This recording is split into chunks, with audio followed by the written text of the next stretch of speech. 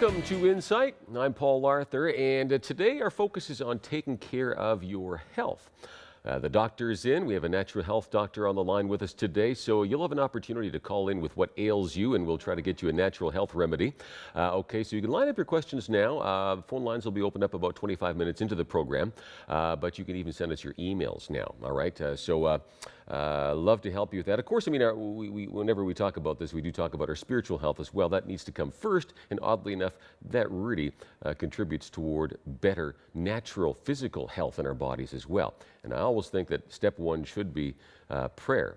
It's our go-to, right? Ask God for healing first and foremost. Doesn't happen, then I think God has also given us some natural solutions, some natural health remedies, whether that's food or herbs or these supplements, these kinds of things.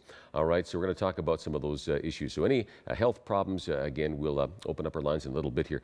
Dr. Bob DeMaria, our guest today, both a chiropractor and a natural health doctor, of course, author of multiple books. The one we're focusing on today more so, I guess, would be his re-release of Dr. Bob's Guide to Optimal Health. It's updated and full of great stuff there. And druglessdoctor.com is where you can get your hands on one of those books there. Druglessdoctor.com. Matter of fact, you could probably spend most of the day on that website and not run out of things to research. Great articles, very interactive. So lots of stuff there. Druglessdoctor.com. Dr. Bob, good to have you on with us once again. Again, you're the Drugless Doctor, so we're talking natural health here.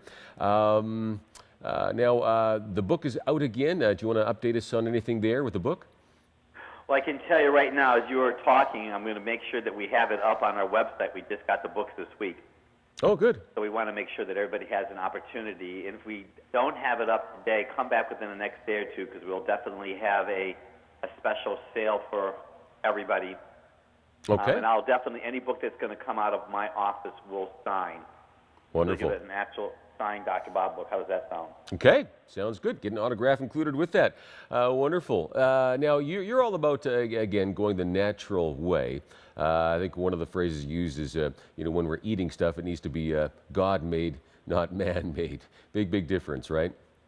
Well, it's God-made. We don't want to eat anything that man has tampered. Man always wants to add those special ingredients that food will stay on the shelf a lot longer. Mm-hmm. One thing I wanted to ask you about here, Dr. Bob, is everybody's talking about it at the water cooler this week, and that is, the famous actress, of course, Angelina Jolie. People are saying it was very courageous, and I'm sure it was, to have her breasts removed, a double mastectomy, because she carries a certain gene, apparently, that gave her an 87% risk of getting breast cancer. And her mom, of course, died from cancer. So I can understand the concern there. Lots of talk about this, though. I've seen some articles following up on that as well. There's a concern among some doctors that this could lead to, other women taking that lead and saying, hey, maybe I need to do the same thing.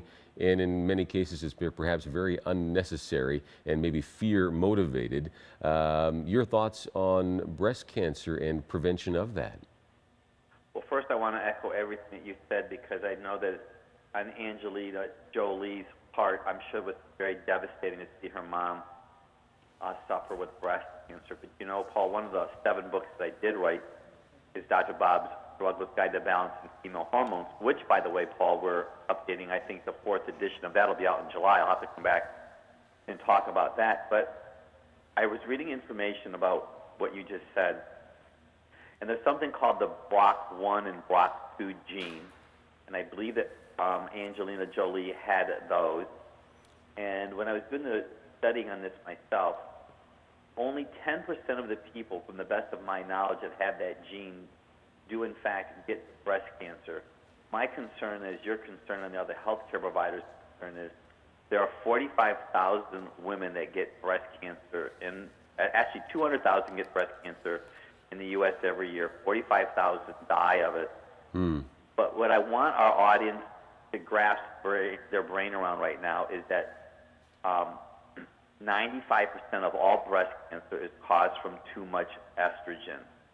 And everybody is sidestepping that, because it's actually prevention for coming to breast cancer It's not a mystery. There's been several books that are written on it. Obviously, there's been a lot of research. And a friend of mine wrote a book, and he just said, there's a pattern that causes disease, and if you could determine the pattern and reverse it, you could reverse the disease condition.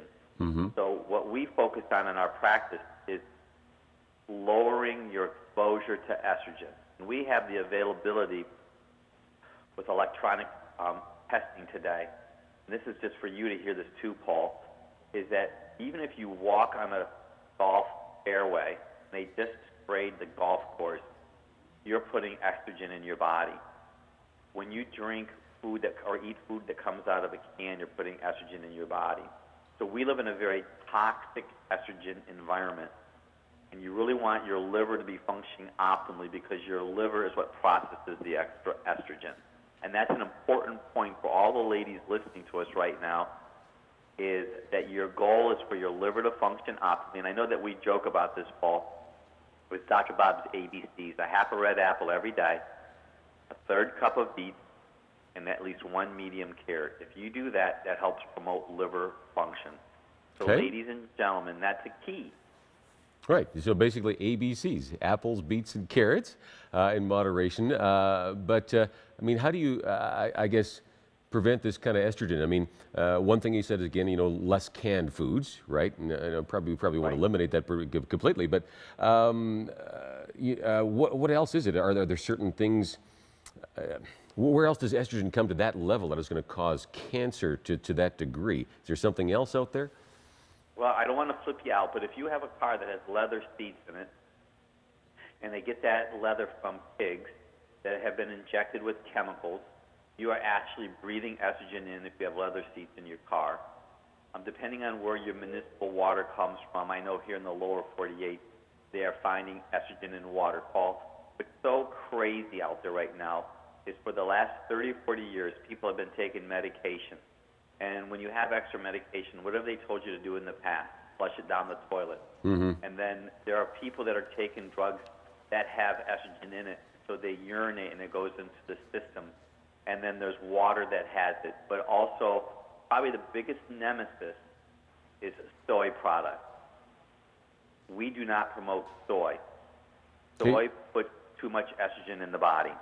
So is that because it's genetically modified, or is it just naturally soy has more estrogen in it? Soy is promoted as a health food, and one of their thought processes that soy is supposed to block possible receptor sites of estrogen. And there's a lot of controversy. This is a multi-billion-dollar business. Soy is everywhere, and soy that I have seen from my experience, and I know a lot of other healthcare providers, whether they be medical or drugless doctors, know that when you eat soy, you have the potential to increase the estrogen in your body. So everybody listening to us or watching us right now, I would not do soy, Paul. Okay. Stay away from tofu.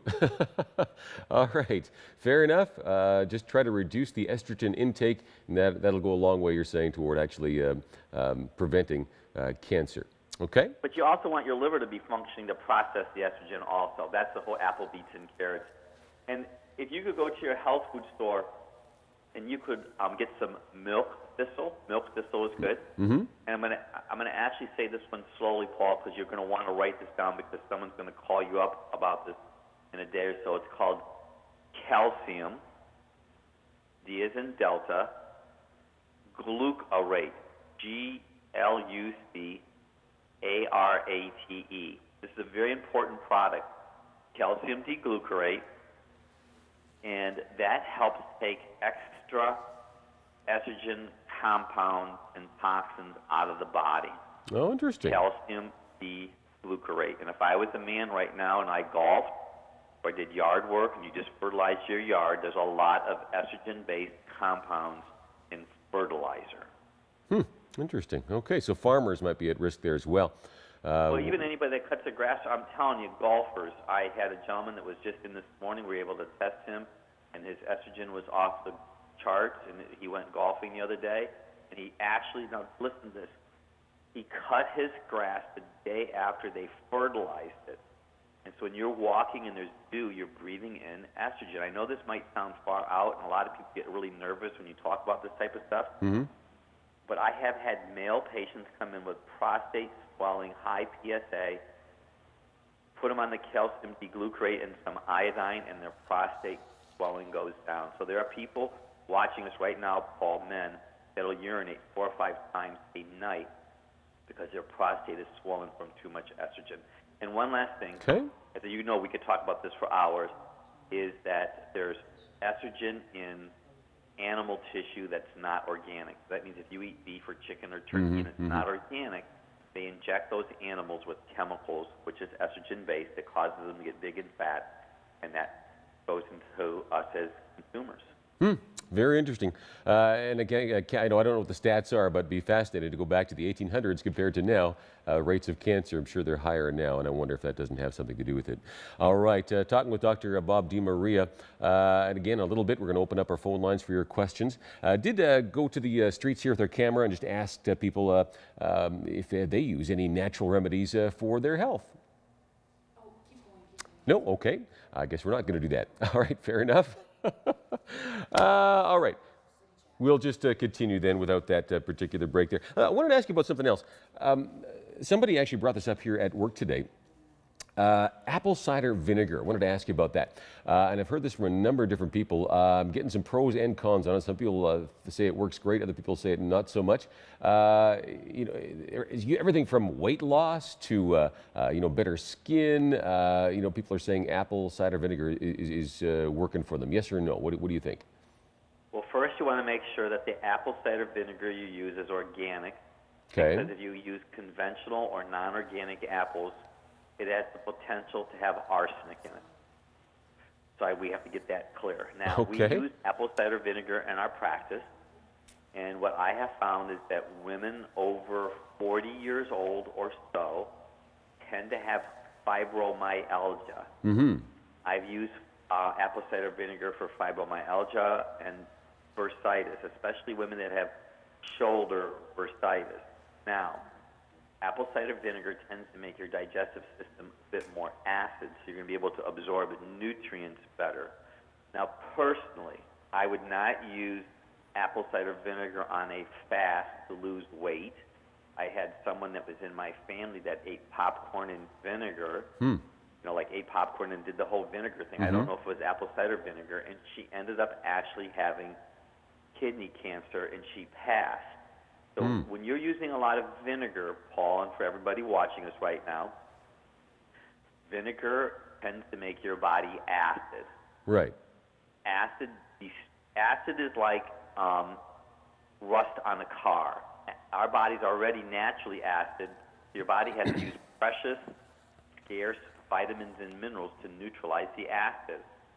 So I think it's good for temporary to help fibromyalgia, tendinitis.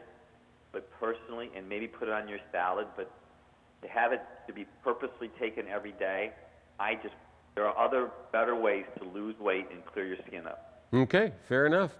Well, speaking of weight, very interesting. Doing some reading again on health concerns. Lots and lots of parents having health concerns about kids being overweight or even obese and so forth. And of course, lots of fad diets out there to cause the weight loss. Any advice for parents who've got kids struggling with the weight issue? Well, I'm going to backtrack just for a moment because the new guide that came out, the Guide to Optimal Health, divided into 18 health patterns spread over a year. And one of the health patterns, so I have 21 days on each subject with a Bible verse for every day, as you know, Paul. Yep. We have a section in there on children. And yes, Paul, you're exactly right. We have an epidemic of children that are obese, and they actually said, Paul, any child born in the first decade of this millennium has a 30% chance that they'll be a diabetic. And most diabetics are overweight. So what's happening, Paul, today is that we are eating food that has a lot of calories in it. And these kids are not exercising today. They don't play like they used to. They don't go outside, first for security reasons. They don't want their children to be kidnapped. But I think that, just to give you an example, there's something called the halo effect. And so if you were to go to a fast food restaurant or franchise like Subway, people think that they eat 29% less calories when they go to Subway. Just the way that, and I'm not picking on Subway, I'm just using this as an example. Just the way that Subway has positioned and marketed themselves. So if somebody goes to McDonald's, they actually eat 19% less calories than they do. You might say, okay, Dr. Bob, what are you saying? Whoa, you're So saying let's say, 19% Paul, you less? and I will go to Subway, and we'll get a salad and salad dressing. Yeah. And if they came out and they interviewed us and say, how many calories do you just think? You and I would say, 450. Well, in essence, that sandwich or that item was really 650. So we are literally eating more calories than we realize. So if someone is going to a franchise restaurant, Paul, there are a lot of calories in meals today. But just trying to follow there. You're saying often if you go to a place that would seem more healthy, if it's here in Canada, might say Tim Hortons or a Subway, as compared to a burger joint, right? You're saying often you can actually eat more calories at the perceived healthier place. Why would that be? Exactly right. Paul, I think that they have my new picture up on the screen right now. I don't know if you've noticed that or not. Mm-hmm. Well, you can see I've lost about 30 pounds since my last picture. Uh-huh. I don't know if you noticed. Yeah, you're looking good for a guy who's 83. I mean, you look great. So I'm kidding you. What happened is I became calorie conscious. And so there are people right now that are watching us and they're overweight and they don't know what to do. And so what I did is I eliminated foods that is healthy foods, but I was eating too much of it. I ate too many almonds and too many walnuts.